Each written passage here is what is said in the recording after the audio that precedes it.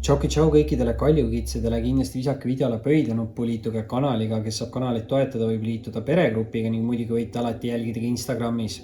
Ning vaatame siis üle, mis siin kaljukitsele on tulemas mai esimeses pooles suhetes ja armastuses. Mis on kaljukitsele tulemas ja hopsti, väga kiiresti siis saime kaardid kätte, see mulle alati väga meeldib. Tagurpidiseid kaarte on, küll aga nüüd. Esimese kaardina huvitav tahab tulla ka aevastus ja ma annan kaardi ära. Esimene kaart on mõõkade emand ja huvitav on, kaljukitse tähtkuju ajal ei ole küll väga palju neid aevastusi olnud, aga see oli nii huvitav, et nii kui ma mõtlesin selle nii kui ma mõtlen sellele negatiivsele poolele mõõkade emandas, siis tahab tulla see aevastus. Ehk siin ilmselt paljude jaoks on see oluline. Ja mõõkade emanda negatiivne pool on see, et mõõkade emand kipub iseendaga olema liiga karm. Nii et ma arvan, et kaljukitsed, see on teie enda energiakaart siin praegu. Et kui te olete endaga liiga karmid, siis andke endale natukene rohkem armu. Ei ole asjad nii hullud üldse.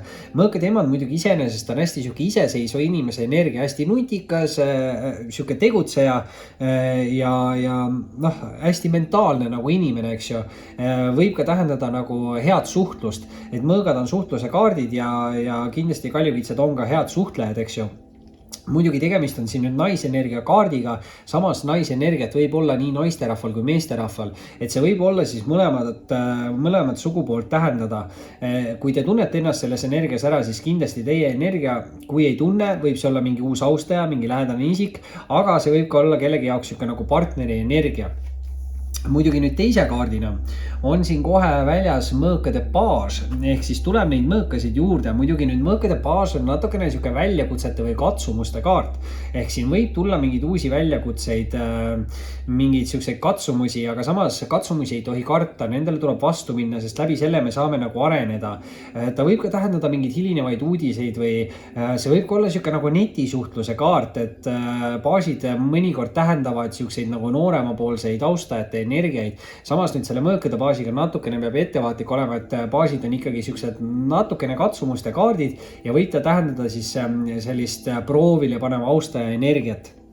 Et võimalusi on ja kindlasti tuleb juurde ja vau, kolmanda kaardina tuleb välja kaljukitsele müntide äss. Ja kusjuures see on alles kolmas äss tänases lugemises ja esimesed kaks ässa tulid suhteliselt alguses välja. Minu arust oli niimoodi, kaksikule tuli mõõkade äss ja vähile tuli karikate äss. Ja nüüd siis kaljukitsele tuleb müntide äss ja müntide äss on ülim külluse kaart ja soovide täitumise kaart.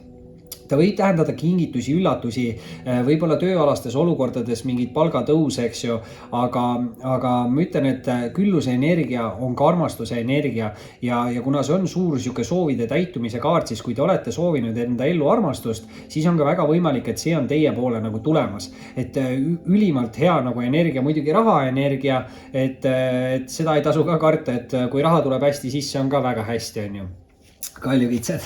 Aga nüüd, vau, ja teist rida alustame me karikate 9-ga ja karikate 9 on seksuaalse ja emotsionaalse rahulolu kaart ja jällegi ka see kaart räägib soovide täitumisest. See on siuke natuke isegi ülbe energiaga kaart või nagu üleolev energia, et justkui nagu siuke nii palju positiivseid emotsioone, et ei tea, mida sellega peale hakata. Et see on siuke eluunistuse või mingi soovi nagu täitumise kaart. Et ma ei tea, mis siin täpselt kaljukitsedel toimumas on, aga väga suur potentsiaal on siis, et te olete mingis olukorras nii edukas, et te tunnete tõesti, et mingi väga suur soov või unistus on teil täitumas. Nüüd eelviimase kaardina on siin kaljukitsele välja anda karikate 3. Sorry, kui see lugemine on teie jaoks natukene siin kiire või jääb lühikeseks. Ma siin peale aevastamist tunnen, kuidas tatt vaikselt ninast alla voolab, ei taha praegu siin nuuskama minna lugemise ajal ja pooleli jätta, et pigem teen kiiresti selle lõpuni. Nüüd muidugi see jutt, mis ma siia vahele rääkisin, eks ju, võttis siit ära mingi 15 sekundit, oleks võinud selle ajaga kirjeldada seda karikate 3, sorry, aga ütlesin ära, mis siin täpselt toimub. muidugi karikate 3 väga hea sõprussidemete kaart, väga hea sihuke nagu meeskonnatöö kaart, aga kindlasti karikate 3 tähendab pidustusi ja tähistamisi ja karikate 3 kindlasti soovitab siin aega veeta mingite positiivsete sõprade seltskonnas ja läbi selle te saate ka nagu positiivseid emotsioone endale juurde ja positiivset energiat. muidugi nüüd pidustused ja tähistamised. Karikate 3 võib tähendada ka seda, et mingite pidustuste või tähistamiste käigus te võite tutvuda mingite uute ja väga huvitavate inimestega. Ehk siis tasub siin valmis olla uuteks tutvusteks, kaljukitsed.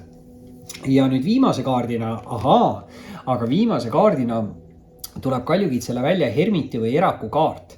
Ja see on nüüd natukene vastuolus selle karikate 3-ga või noh, mitte ka nii väga vastuolus, aga hermiti või eraku kaart räägib natukene rohkem nagu siuksest aja omaette veetmisest või aja maha võtmisest. Et see hermiti või eraku kaart ütleb seda, et te peaksite natukene rohkem aega pühendama iseendale. Et võib-olla te olete nagu teistele inimestele liiga palju seda energiat välja andnud ja samas see on hästi tugev siuke nagu spirituaalse ärkamise kaart.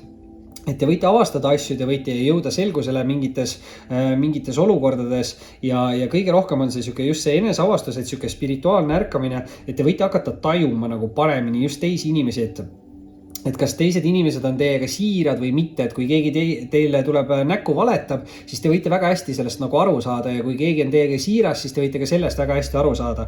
Et see on siuke huvitav avastuste kaart, aga kindlasti on selle kaardiga vaja ka teha tööd iseendaga ja enda sisemaailmaga ja võib-olla on vaja siin lahti lasta mingid negatiivsed mineviku kogemused, mälestused, inimesed, suhted. Sest mõõkade emand ütles, et te olete natukene iseendaga liiga karm, aga see on võib-olla tingitud sellest, et minevikus ongi mingid halvad kogemused, sündmused ja inimesed ja see on tekitanud natukene hirme või pannud ennast nagu alla hindama.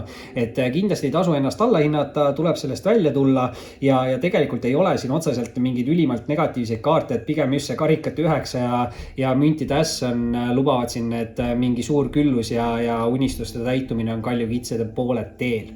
Aga see oli siis selleks korraks teie suhted armastuslugemine. Kindlasti ühihake pöidlanuppu, liituge kanaliga, kes saab kanalit toetada, võib liituda peregrupiga ning muidugi võite alati jälgida Instagramis.